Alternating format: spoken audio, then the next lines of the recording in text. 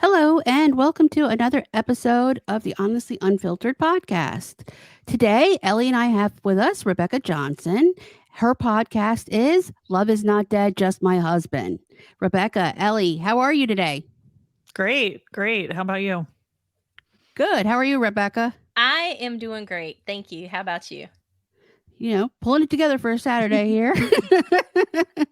I say any day that I'm not working, I'm doing really, really good, even if I'm not doing good. Well, I'm I've off. been procrastinating today, so Likewise. Mhm. They say any day above ground is a good one, but I'm not sure that's good. That's appropriate to say in this situation. Actually, it is really It when you think is. about it. There's no better way to sum it up. Right? We're alive to try to do it again, another day. Yes. I had a boss once that would say on his way out the door, "I'm going to go home now and tomorrow I'll come back and do it better." Yeah. Yeah. So, anyway, why don't you tell I know your backstory and Ellie knows a little bit, but why don't you tell our listeners what brought you to the podcast and what transpired in the last 4 or 5 years to Yeah, get you to that point and your journey? okay. Um, well, I'm Rebecca and I'm a widow. And I used to not think there was anything different or special about me being a widow than anyone else. But I did have a string of bad things that just kept happening over and over and over again. 6 months before my husband passed away, my godson was murdered. Mm. And then 6 weeks after my husband passed away, I was diagnosed with a rare cancer. So I went through a surgery to have my eye removed, Mm. went through radiation treatment as well. Then I had a house fire, and then it just seemed like a lot of just bad things happening over and over and over again. And I just keep going. Like, I don't know why. I just keep going. And everyone is like, "Oh, you're so strong and this is so great. You're doing so good." And then I'm like, "But I don't see it." I don't see it. And then a couple of friends said that I should start a podcast really to tell my dating stories because Mm. they are very funny. And so I really thought this podcast was just going to be me telling a bunch of funny stories about dating as a widow and, how that's not going for me. But then it just turned into something else. Like I've found a whole other passion for it. And I'm looking at a totally different side of being a widow and how it's actually a catalyst for change in your life. And that's how I got where I'm at now. It's it's amazing how one thing happens that brings you to another place. And you said that you feel like you're not that strong, but I got the opposite impression from you when I first spoke with you. I I knew about your podcast because I had seen posts in the group, and so I knew, and I followed you, and I knew, the premise, but I didn't put the connection together until about maybe 20 minutes after we talked. And I was like to myself thinking, and then when you mentioned that you had cancer and your godson, and I was like to myself thinking, my God, this woman is so strong and so confident. I would never know that she had such horrible things happen to her. Yeah, and it's just strange what we don't see in ourselves that other people see. I've always thought of my story as just sad and tragic, and I hated to share it with people because the first response you get after you share it is, "Oh, Mm. that's so horrible that that happened." So you don't want to tell the story over and over because you feel like you're reliving it in a way. But Mm. I don't know. Just it You don't just want their took pity. Yeah. yeah, you Yeah. don't want pity, and I think that's another reason why I try to hide it a lot, because I don't want people to feel bad for me. So I try to be optimistic and positive and say things like, that my husband died, but other people's husbands died and they have it actually a worse scenario than I did. Or I have cancer, but they have cancer, but they're having it worse than I am. So I look at things that way, and that helps me keep moving forward a little bit. Like, it could be worse than what it actually is. Even though it appears to be really bad, it really could be worse. Yeah. Now, did you have that perspective prior, like throughout your life? Have you been has that been your kind of personality to look for the positive in situations? Like, are you more easily like able to do that? Some people are not able to do that, period, Oh, Like, yeah, that's a good question. I don't think that I was. mm, Like, I don't think that I was that positive or optimistic before all of this. I wow. mean, honestly, now that I think back, I used to have a coworker. We used to make so much fun of her because she was so positive all the time.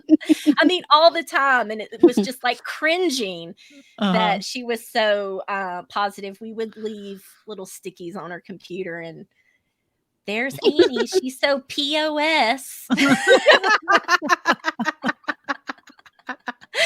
But yeah, so no, I don't think I was that way before. I was probably a little rougher around the edges. Wow. So that's intriguing that you took these tragedies in your life and it lended you to be that kind of, positive person. Hmm. Hmm. Yeah. It's a gift. I mean, it's a gift from tragedy, because you have a couple ways to look at it. I know Jenny and I, our friendship started, almost like a trauma bond. Hmm. I don't like to call it a trauma bond because that's more toxic, but you know, you have an opportunity to let it consume you in a negative way or a positive way. So I can totally relate to that aspect of just trying every day to find Yeah. the light, in the dark. How long after your husband passed away did you start did it take you to start dating? Um, it was like a little less than a year after he had passed away. I was just really lonely. Like, I just wanted physical Companionship? connection, right? I mean, Mhm. not honestly, not even really companionship. Yeah. Like, they call it a widow phase. I A guess Well, widow. well, a grief, widow phase. they But say they say grief is the biggest aphrodisiac. It And can be. it can be. It's common in well, widows, yeah. yeah, I mean, I guess so. But I mean, I was looking for a friend. just just a friend. And it's funny because, they say in dating, when you're not looking for something, these men will come along or whatever. So I met a guy, and I thought, oh man, this is perfect. Like, he lives out of town, he works out of town, and he's not going to want to see me, and we could just, do our thing or whatever. Well, like, he wanted a full blown relationship. I'm like, no, that's not what I want. I'm not ready, blah, blah, blah. So that didn't necessarily work out the way that I thought that it was going to work out. And then right at a year, I met a guy. I mean, again, not looking. And so I know that this does happen. I met a Mhm. guy, and it was it was wonderful. Like, if I wasn't grieving, I would have probably thought, is this love? Like, Mm. this is so wonderful. But it was just, he wasn't from here, and it was just a summer, and we knew it was just a summer, and it was like a summer romance that I'll never forget. And Mm. he moved back home, and then I tried to date.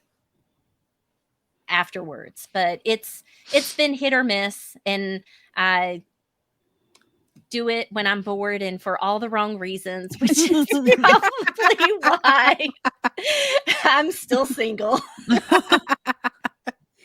Are you open now to being in a relationship? Or are you still just looking for like something casual? Are you ready?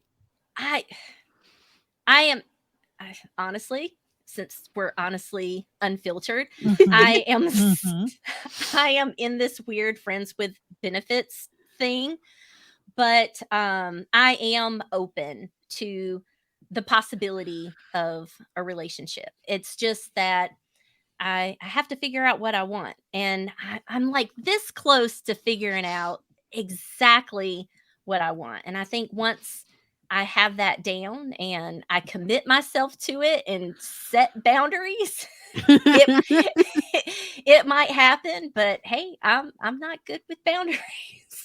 Well, it's How all a do stepping stone. Yeah. Yeah, that's true. Baby steps. Yeah. How do you talk to people that you're dating about being a widow? Do you share that part of yourself, or you try to kind of keep that stuff behind the veil? I like how you said that. It's funny. In the beginning, I would not tell people that I was a widow right away because I feel like you're trying to get to know someone, and but then it gets to a point they're like, "Well, how long have you been single?" And I'm like, "Oh, for a year or so." Like at the time, a year or so. Well, what happened in your last relationship? Because it's inevitable. People want to talk about their past relationships. Yeah. But people also tend to want to say bad things about their past relationships. Like they have to validate why they're dating and why it didn't work out with the previous person. Um, well, my husband died. So Yeah. that's what happened to my last relationship. My happily ever after came crashing down. So now what? So Right. when you do tell, I do feel in my experience, when you tell someone that you're a widow, it's a tad bit different than a breakup or a divorce. Um, Oh yeah. but and then it gets a little weird. Like sometimes it gets weird. So, but now I'm open about it. Like if someone says something, I just say I'm a widow, and then I don't care, either they like it or they don't like it. But in the beginning, I wouldn't tell people. Now, how long were you and your husband married? Um actually we were married twice. Oh, Yeah, we actually divorced. I And love then those stories. I love Yeah. it. right? I envision myself doing this eventually. So every time I hear it, I'm like, yeah, I can see how that could happen. Yeah. Me too. They seem better the second go around, second chances, all the things. Yeah, we divorced and then we got back together, and well, then he died. So how long had you been back together? 4 years. Okay. How long were you married previous time? Previously, I think 9 years? 9 Okay. years. But we Okay. were together like a total of 8 18, almost 19 years. Okay. How many years were there in between being, the divorce and getting back together? 4. 4. Okay. So now was it a bitter divorce the first time? I can't imagine if you got back together if it was an ugly mess, or was it just you were in different places, things weren't working out? You I know know, I know you said some things to me that I don't want to, divulge and, oh, no, you're fine. So in our first marriage, he was older than me, and he 10 years older. He didn't have children, and he basically lived a bachelor life and Mm. lifestyle. And I felt that for him, the marriage was, I have the wife, I have the kid, I have the house, the picket fence, the dog, the job, the car, like that image of what a marriage should be like, but he also still wanted that previous lifestyle that he had. Mhm. And it just kind of fell apart there at the end, and I didn't feel like we necessarily wanted the same things, and there were other things happening as well, that I probably won't ever share publicly, because I mean those Yeah. were his Private. personal struggles and things that he had going on, and I don't think it would be fair to him, because he wouldn't be able to defend himself. Not that it would be something that people didn't know, but, No, I just understand. kinda out of respect. But I always say that our marriage didn't end because we didn't love each other, but you need more than that. Mhm. And I didn't feel that we had what it took to, like, Go the distance. make that happy marriage. And Mhm. so, yeah, so we separated. Now in the second try, the second time around, did you feel like you guys had found your footing?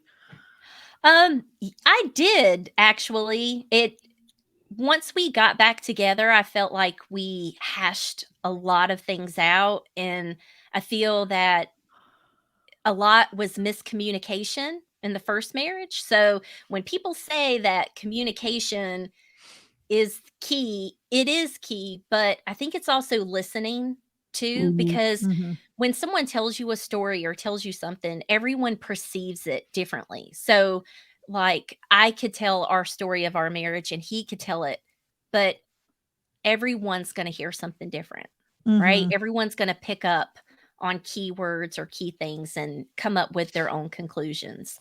But I felt like we did better the second time. Like, we actually talked more and it was a deeper relationship. So it was better the second. It wasn't perfect. Nothing is. Nothing is.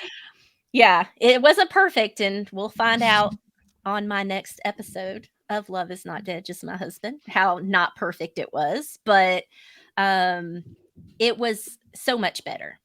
Yeah. Do Now you go ahead. go ahead. No, No, go ahead. you. No, no, no, no. No, go ahead. I was just gonna ask if you're comfortable sharing how he passed, or, just you don't have to get into the nitty-gritty, but was this something that was expected? Had he been ill, No. unexpected? It was very unexpected. He was Okay. very healthy for his age.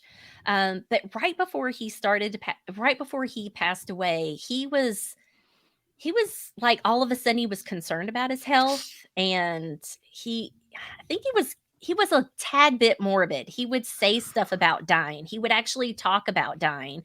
And I don't know if you guys have ever heard people say that people know when they're dying. I mean, they Mhm. don't, Mhm. like, subconsciously, they Mhm. know Mhm. that they're dying. Like, they change things in their lifestyle or their habits, and they start talking about death, and I would have never put that together at the time. I mean, Okay. now I look back and I think, did he feel that it was coming? But he was going to the doctor. All of his tests come back great, and the doctors were like, "You're healthy. Like, how are you so healthy? What are you doing? Like, all your numbers are within normal limits, except for his testosterone, that he was 50, 51." And he said, he told the doctor, he said, "I just smoke weed every day." And the doctor said, "Well, if that's what you're doing, keep it up." Keep He doing said, it. "I'm not gonna." But then he started eating healthier. He cut back on the black and milds, and it's like, the healthier he tried to become, it's I don't know, maybe it's the worst that he got. Mm. I don't know. Shocked his body. Yeah, but he passed away in his sleep. Mm. And yeah, And you said I believe you told me he had sleep apnea. Is that correct? Or he never well, was diagnosed? I think he had always had sleep apnea. I mean, he snored really bad and he didn't sleep good. He took little naps all the time, but he was just diagnosed with it. And he was supposed to pick up a sleep apnea machine. Actually, the day he died, they Oh, called and they're like, "Hey, this is such and such. We're calling for Tom. He needs to pick up his sleep apnea machine." I said, "Well, Oh he my just God. died." Oh, And they're oh, like, "Really?" I'm like, "Yeah." And they're like, "When?" I'm just this morning. And they're was it like, related to that? Or you don't "Well, know? oh, I don't think that anyone would ever diagnose a death for sleep apnea. But the what's the guy's name that comes in and does the The coroner? coroner? the coroner, he said that that it just looked like he passed away in his sleep.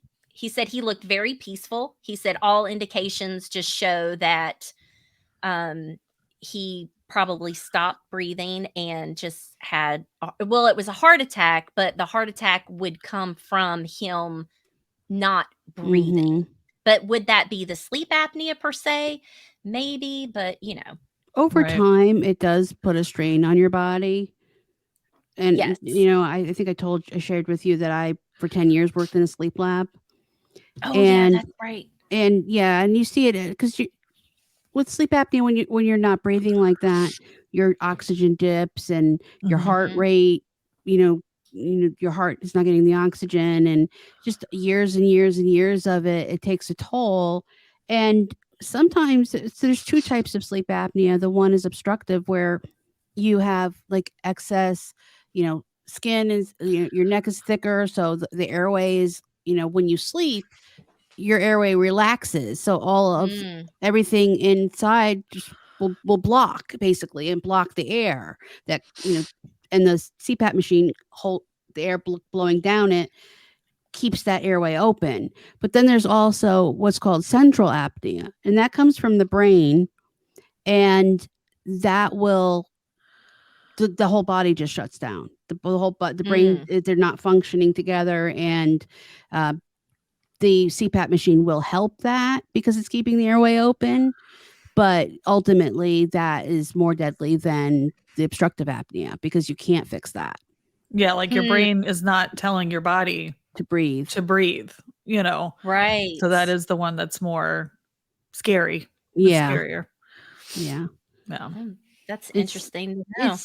it's it's a shame that doctors do not, well, not doctors, but the medical community doesn't put such, they don't put a lot of weight into sleep studies and Mm-mm. sleep Mm-mm. apnea. And, the 10 years I was in it, I did watch insurance companies fight. We fought with insurance companies of paying for the sleep study, or they wanted to do a split night instead of one. And really, a split night's not accurate. Now, the way I see it going is they're actually doing at home tests. Yeah. And I don't Yeah. feel that they're accurate at all. I mean, they give an indication, but you can't diagnose somebody with a CPAP machine and set it and get the right settings all from a home sleep test. Just being in the industry and knowing and seeing it, it's impossible. So, I know this is off subject, and I'm on a tangent, but we're going down another Hey, rabbit hole. this So, is a PSA.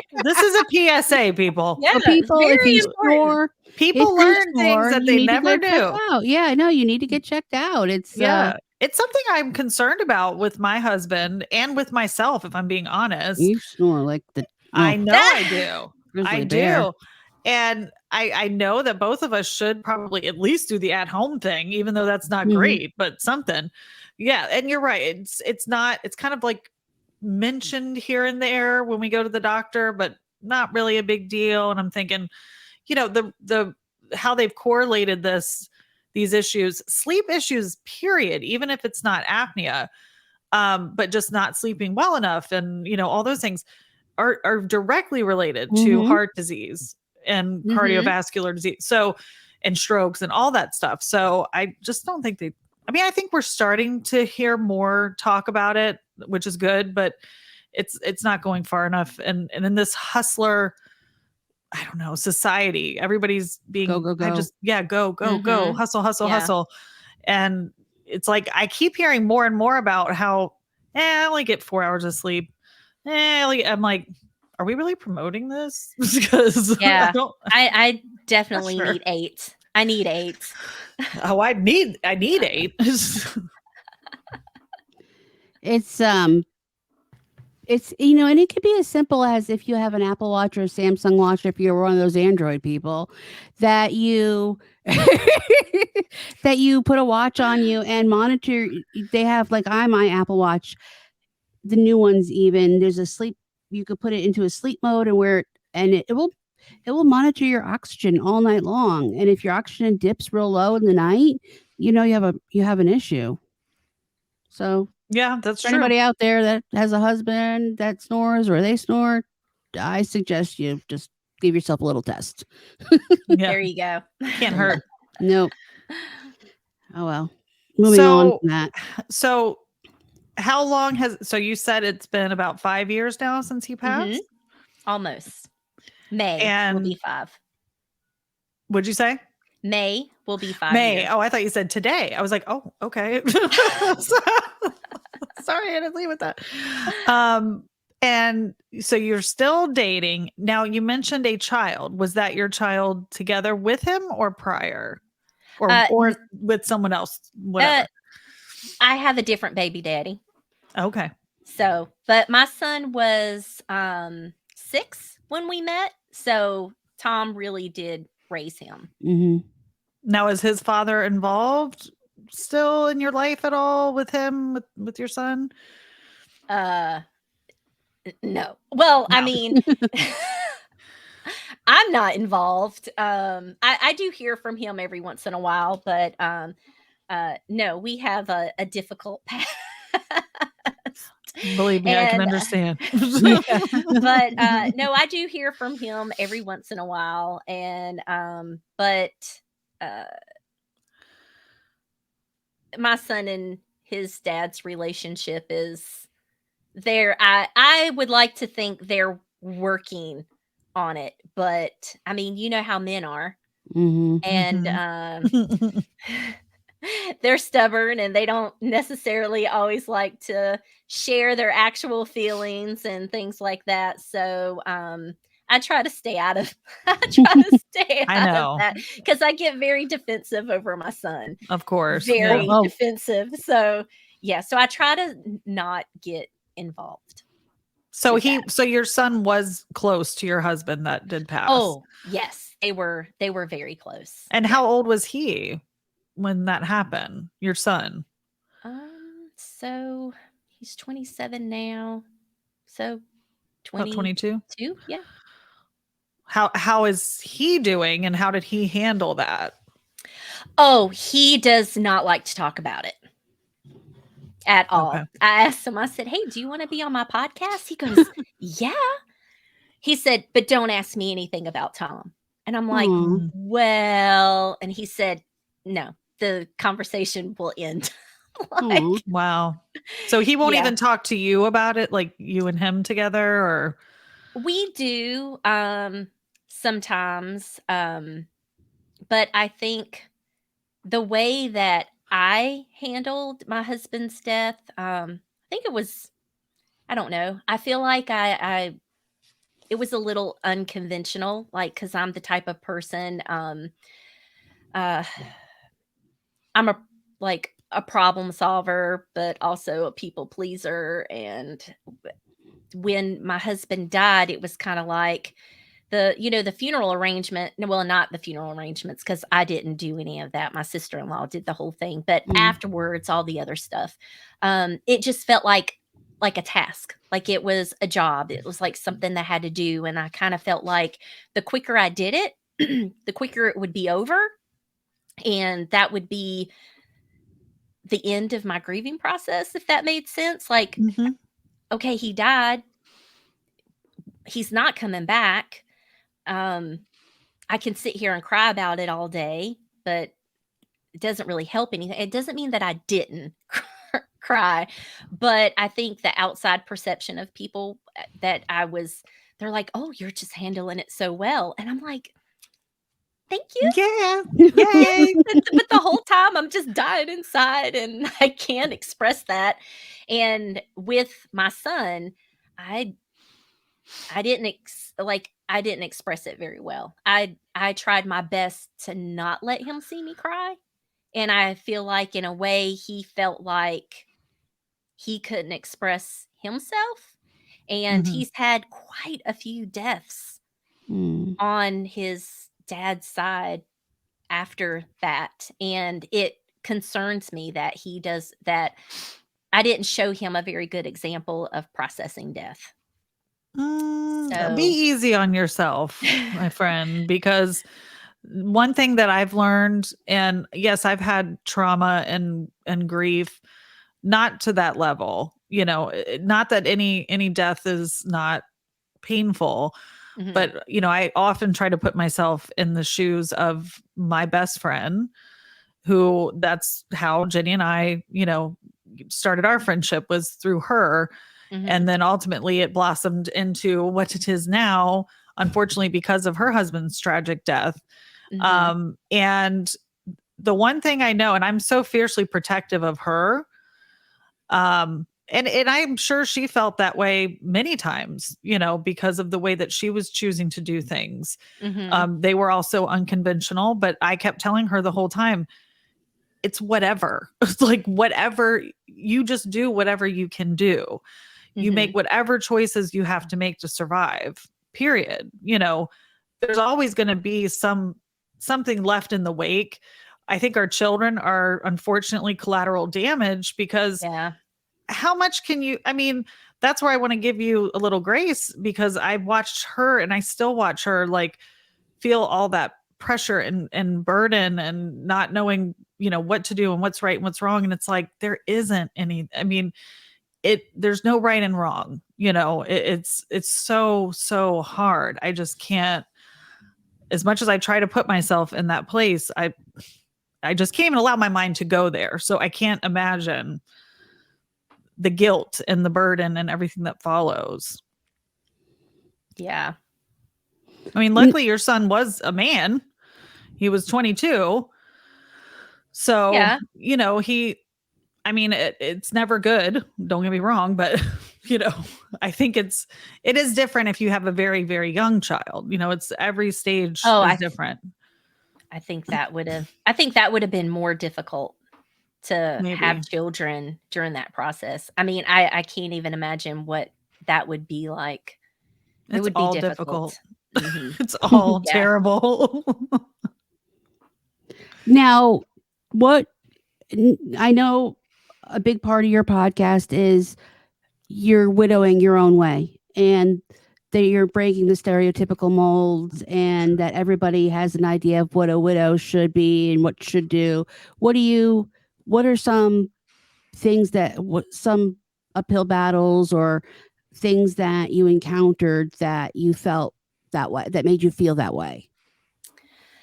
Um, for me, um, I it was more or less, um, it has a lot to do with people pleasing, right?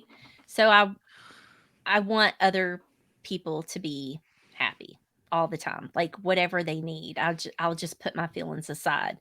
And with being a widow, you only are the center of attention for so long, right? It's like a week or two, and then Hmm. everyone goes back to their lives, Yeah. and you're Mhm. just left there to basically fend for yourself and trying to figure out what to do. And and I don't think other people realize as they're going on with their lives, the fact that you're now a widow is an afterthought. So someone may start talking to you about their husband, like complaining about their husband and their problems, and you're like, at least your Hello. husband's alive. But Right. do you say that? Like, do you actually say that to someone? No, you don't. You're just like, I'm so sorry to hear that. So I feel like people they can be insensitive, but they don't know they're being insensitive. I mean, they're just being their normal selves and they're going on with their lives. But with me, it was like, do you say something? Do you remind them? Like, "Hey, I'm a widow." Like, "You did you Hello. forget? Like, you're talking trash about your husband, but my husband's dead," or, you're just anything. I mean, that's just one example, but for me, I felt like, people are like and then they say things like, "Oh, you're gonna meet someone again someday." And then you're like, "Do I even wanna meet someone So, again like, someday? Am I supposed to meet someone again one like, day? that's not comforting. What what do I gotta do to meet someone one day?" And then now all of a sudden I'm thinking, "Okay, well, now I gotta meet someone." And so people always say there's no right or wrong way to widow or grieve or anything, but I think that widows still get this stereotype. People expect, okay, they're grieving, but okay, we all went back to work. You have to go back to work. We are all now living our lives. Can you please move on with living your life? And then Mhm. you start to feel like a burden to people. Like me, it's a joke. I always say that I'm the sad, lonely, cancerous widow, and that is my card, and I use it. Like I think I just used it on my best friend just the other day. She's like, "Would you stop saying that?" And I'm like, "But I can't help it. I'm a sad, lonely, cancerous widow. Can you Help please me. show me some attention?" Like, but I people just expect you to pick it up and move it on, and it's hard to do that, but I feel like people try because we try to do it for other people, and we're not really doing it for ourselves. And it takes for me, it took a while. Like it's probably only been a year for me that I've finally been like, I don't care.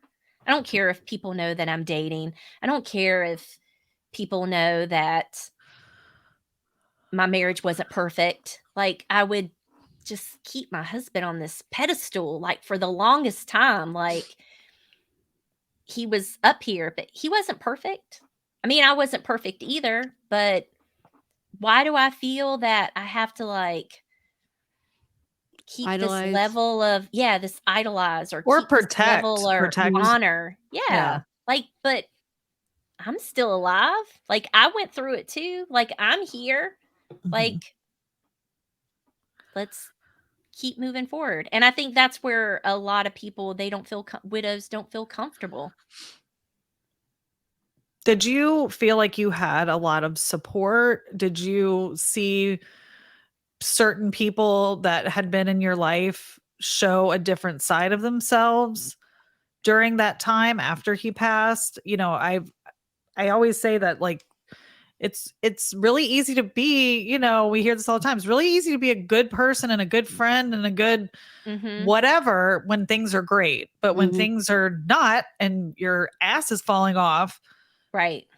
who are you then? What was your experience with the people that were close to you guys? Um so for me, it was a little bit interesting for me because we were living in Kentucky and we were with his family. After I moved home, the only family that I even still talk to um, that are his is his brother that lives here. And I do still talk to his other brother and his wife, but everyone else, I don't I don't have a relationship with. I mean, I do hear from my nieces and my nephews every once in a while, and that's great because I mean, I do love them. I was in part of their lives for so long, but it was difficult for me that after he died, I felt like his family just it's like we parted ways, Mhm. and that was a difficult for me, except for a few exceptions, his brothers. And then on my family, I'm trying to think back. Did I mean, I guess people cared. I don't, because the funeral and everything was in Kentucky. When I come home, there wasn't a funeral here. Like I didn't do it over again, right? Yeah. Um, so there wasn't anything here that my family came together. What? And Yeah, I mean just like supporting you like after the fact, not necessarily the funeral, but even further down the line. Like did you feel like that you had the people that you mm, expected to be supportive, were they moving down the line? I think people tried in their own way. But right after he died, I also got cancer. Mm, So Mm, there was that. Like I had to put that grief on hold. And then I right. had to deal with my own situation. And that right. was surgery, radiation, scans every 3 months. So it was probably a year or so after Tom actually died that I started to grieve and go through that. But you know what? Now that I'm thinking, I don't remember my family like coming to me to support me or be there. I know that sounds horrible, and I don't want anyone to hear this and think I was there. Maybe you were, but I just don't remember, if that makes sense. Like Mhm. I don't remember. Like there's things I don't remember about the funeral. There's things I don't remember about coming home. That's I common don't though. yeah, I Mhm. don't honestly remember who was there. The only one person that I can say that was there for me through it all is my best friend. Yeah. Yeah. But other than that, I don't remember like an outpour of support. Like you're a widow, let me support you. Let me be there for you. I don't remember that.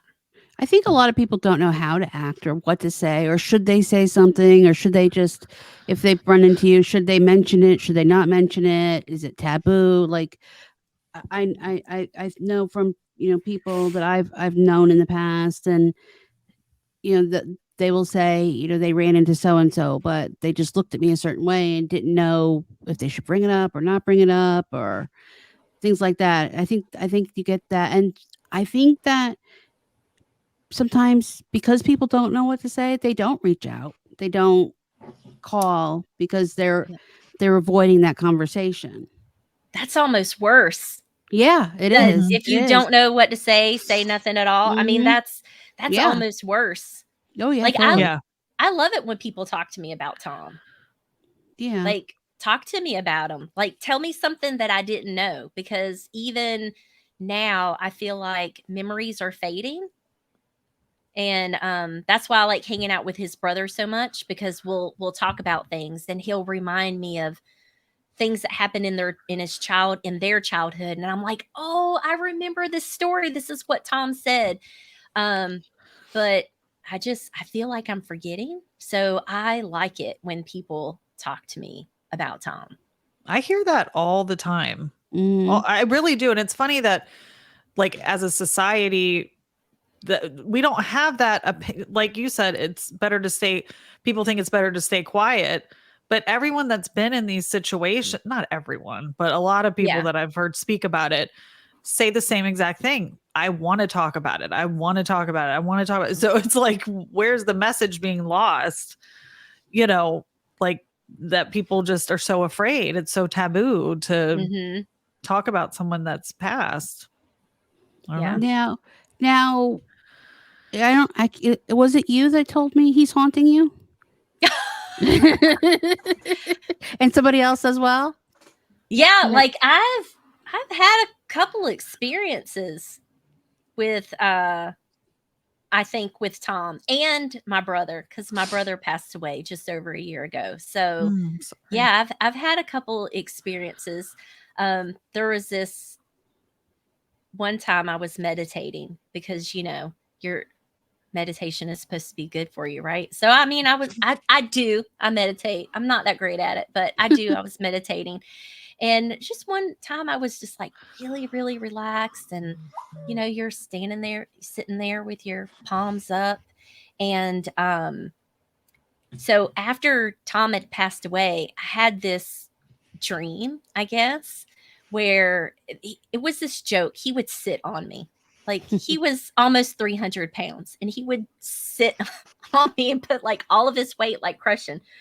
So after he had passed away, I had this dream. I was sleeping in the recliner and where he died, a little bit morbid, but sleeping in the recliner where he died. And I had this dream that he was sitting on the side of the recliner chair and I was saying, don't do it. And he's like, I'm going to do it. And I'm like, don't do it. And he like sat on me and like put all of his pressure on me. And then I woke up and I felt like heavy, like he was on top of me. Mm-hmm. And so when I was meditating one time, I felt that same sensation. Like I was deep into meditation and then all of us and I was thinking about him before and all of a sudden I felt like it started with my hands, like someone was pushing my hands down and then all of a sudden like someone sat in my lap like they were putting their weight and just like all of their weight.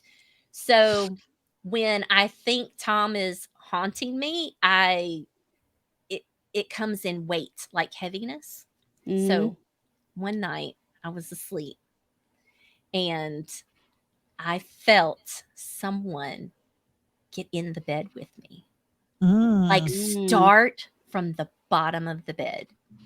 And I could feel like they were, you know, on your hands and knees, Like trying crawling? to get in. Yeah, like Ooh. crawling into the bed. Oh, And then laid down right behind me, spooned me. The arm came around my side to my stomach Wow. and Wow. squeezed me in. Why I didn't wake up until the very end. Maybe it was muscle gonna be memory. Muscle memory. maybe it was going to be a good dream or a good haunting, but it but all the way to the front and then the squeeze, like that Wow. pressure, that weight, and that's when I woke up. So Wow. was I Wow. awake or was I asleep? Was it a dream? Well, I don't know. I mean, what's your thoughts on like are you a believer in spirit being able Yes. to Oh, yes, I am a believer and I love psychics and mediums and tarot. Me too. Yeah.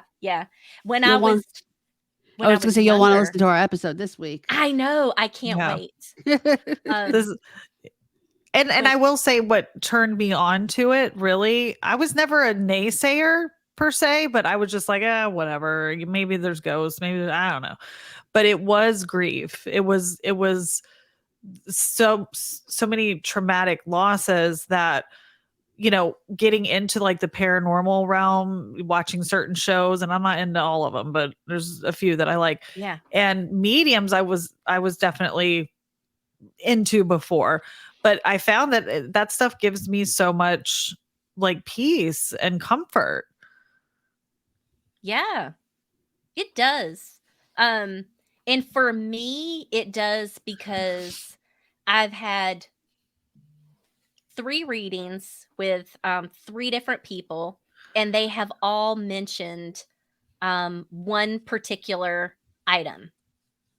Oh, okay. So, I mean, it just depends. Like, I do feel like there's probably half of it of what they're saying may just be off the wall and just relevant to anyone in general, right? Like, I feel like we can all listen to any reading. Like, for me, I'm a Scorpio, but like, I feel like I can probably listen to, I don't know, a Leo or a Pisces, and I could relate to it in some way, right? Mm-hmm. But when you have 3 different people reference the same exact item 3 different times, I mean, it feels good. It's just like a Yeah. little bit of a Yeah, that they're Yeah. still Oh, there. yeah. yeah. That's what I always take comfort in the fact that there is something else, and that when we die, it's not over. Because, and I think I feel sorry for people that don't believe that, because that makes it so final. I mean, we have to believe. I mean, I don't have to believe, but I have to believe that there is something else and something, better on the other side waiting for us. Mm-hmm. Yeah, definitely. So, Yeah.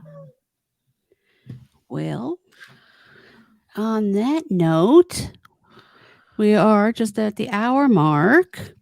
Ellie, do you have anything you would like to add? Or Rebecca, do you have anything else you want to share? So how often do Oh, you wait. I wanted you to talk about after that, but you go ahead, Ellie. And Well, then I I'll was just going to ask about your podcast. How often are you creating? Is it like a once a week thing, once a month thing? Like, and what's your day job? Oh, I'm it's always interested. well, the podcast, I release an episode once a week. Okay. And my day job, I work for a medical software company. Okay. Yeah. So I work from home. So I sit in front of a computer. That all day works long. hand in hand with the Yeah. podcasting. That's good. Yeah, it does, definitely. Yeah. You're going on a trip. Tell Yes. Ellie, tell us about that. Do Because I know tell. you told me, but I think it's really cool. So share it. We Yeah. share. So I'm just I'm at a place right now where I just really want to change. And it's funny because I've always wanted to be home. Like I've always migrated home. I've always come home. I've always wanted to be here. And of course I make different excuses of why I want to be here. But now I just feel like I want to leave for some reason. Like I just have this desire to leave. Like I feel stuck in a box here and I just there is somewhere else out there that I am supposed to be. So I go to Arizona like 2-3 times a year. So and I've never been out there in the winter. So I'm going to Flagstaff, which is up north. Yeah. So they got like 3 feet of snow right now. So I'm pretty excited. But I decided that I was going to drive because I want to see what it's like to live there, like to be there more than a week. So Mhm. I'm going to be there for almost 2 months. I Wow. mean, I'm not saying that's where I would move, but I want to try it. No, And you've been to Flagstaff? yes, yeah, I go every year. Okay, And that's where you so go. I've mhm, I've been and I absolutely loved it. My sister went to school there. She went to college there. uh-huh. So when she graduated, we all went and spent time there. Now, the most of the other parts of Arizona can kick rocks, okay? No Right. thank you. The But Flagstaff and Sedona were just Sedona. breathtaking, Yes. and I could totally see myself being there. So I'm Yeah. very happy for you. That's such a cool place. How long are Yeah. you going to stay there? Are you? I'm gonna be in Flagstaff for almost 2 months. Oh, wow. And then I'm also gonna make a visit out to California. So I'm gonna go out there, visit a couple people there, and then I'm gonna come back and I'm gonna visit a friend in Dallas, possibly a friend in San Antonio, a friend in Houston, well, a coworker in Houston. And then I plan on like dipping back through and I'm going to see my cousins in Louisiana and then I'm going to see a friend in Alabama and then from Alabama me and her are going to go to Florida and we're going for a women's wellness thing in Florida and then when that's over, I should be coming directly home. I have some things in May that I have to do, but once I get home, I'm just gonna figure out what I'm yeah. I'm This just sounds looking. this sounds like your eat, pray, love. Yeah. I wish I could eat, pray, love, not in the United States. Hey, listen, But I dream of doing that. Like I yeah. haven't traveled a whole lot in our country. So as much Mhm. as I want to go to Europe and I think all of the places I haven't been here in the United States. So I think Yeah. you can definitely have eat, pray, love here Hmm. just as good as anywhere else. Especially Arizona. Yeah. Yeah. Yeah. Oh, cowboys. Montana. Very into Yellowstone right now. Yeah, Montana. I've only watched like the first 3 episodes. Yeah, I want to finish. Oh, I don't. I please do yourself a favor. Keep Yeah. watching. keep Oh, yeah. watching. Okay. and we'll live vicariously through you. And we want to Yes. hear your about your blog and dating escapades with cowboys. yes. Oh, okay. I know someone told me they're like, you should date a man in every city. Yeah. Like, what do you guys want me to do? Just download the dating app and put on the location? Yeah. There you go. That could that's a podcast, like Sex in the Update. City. Yeah. Why Sex not? in every city. Yes, Sex there in you every go. city. There you There you go. go. The widow phase. The widowed. I like that. I know. Widho across the Widho. country. There you go. Widhow your way across it. There you go. Yeah, you definitely have to keep a video vlog, or you have to track that somehow. Yeah, I have to figure out how to do it. This is all new to me, like the social media and all the things. It's all new. Me too. Trust me. I'm So- I'm a work in progress trying to learn how to Yeah. do it all. I figured out a TikTok and got so excited. Me too. We're starting with that too. Yep. Yeah. We're working it. Well, there's a lot of portable equipment that you can bring to record on the road, and I can point you in the right direction if Tiffany and David can't. So I'm sure David is the master of that. So Oh, well, I did get a different mic that is smaller than the Yeti that I was Mhm. using. But I don't know if you have some recommendations for like in the road. Like They I were- don't know if I'm gonna record an episode like on the road in my car or maybe go live. Like I'll be tell right people back. when I'm going live. And there is a. Do you have an Apple iPhone? I do. Okay, so there is a little microphone that actually plugs right into your head where the jack is, where you charge it. Really? Okay. Yes, I'll send you a link for it. Okay. And I'm sure David, and I'm going to cut this out. I'm sure David will can get it for you at a cheaper cost. If not, I'll send you a link. Okay. There's a couple of them. There's also this thing called it's made by Zune. It's the Pod Track, and it's a little portable thing that records. But you have to plug your microphone into it, and it gets kind of cumbersome. But I'll send you a couple different options. Okay. Yeah. Okay. Yeah. Yeah. I know where I'm going to be staying. I mean, I'll have my own room. Yeah. And so I could definitely set up, like I'm going to take this microphone with me and like record my episodes still there. But yeah, I'll be with my friend Nicole and she's excited. She's like, "Can I be on your podcast?" She goes, "But I'm not a widow." I'm like, "I don't care. You don't have to be a widow to be on there. No. We can have fun." And yeah, so I'm excited. I'll probably do some lives while driving, and because I'm going to get bored and maybe people can talk to me. Like I shouldn't read messages and drive at the same time, but I might do some lives, do some recordings, make some reels. There you go. That'd All be the great. Yeah, you got documented. People love to live vicariously through other people. Oh yeah. Yeah, I've seen that. The amount of interest is crazy. Yeah. Oh yeah, definitely. Mhm. Yeah. We're all voyeurs. I mean, Mhm. that's just human nature. I think we love to just peek inside, see what everybody Yeah. else is doing.